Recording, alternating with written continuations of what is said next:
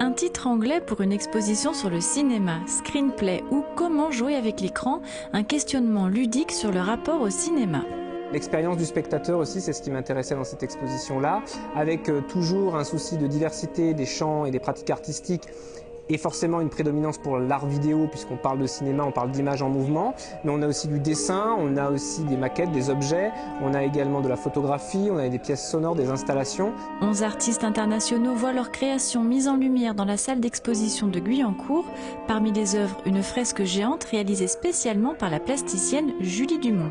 Elle a réalisé pour cette exposition-là une grande fresque storyboardée de 4 mètres par 2,50 m de hauteur, où donc elle a passé une semaine à Guyancourt pour réaliser cette pièce qui va ensuite intégrer le fond d'œuvre de la ville. Un travail sur craie, spontané, l'artiste s'est laissé guider par l'inspiration qui lui venait en regardant des films. Des références cinématographiques incarnées par des dialogues, des dessins, des répliques pour rappeler James Bond, Retour vers le futur ou encore Terminator.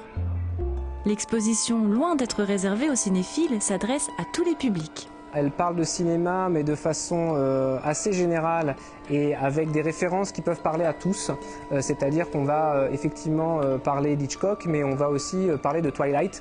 Ça fait des allers-retours, en tout cas des écarts de références dans le cinéma qui nous intéressent aussi parce que justement, le cinéma est peut-être un des champs artistiques qui cloisonne le moins. L'exposition Screenplay s'étend hors de la salle pour investir une partie de la bibliothèque universitaire à Guyancourt.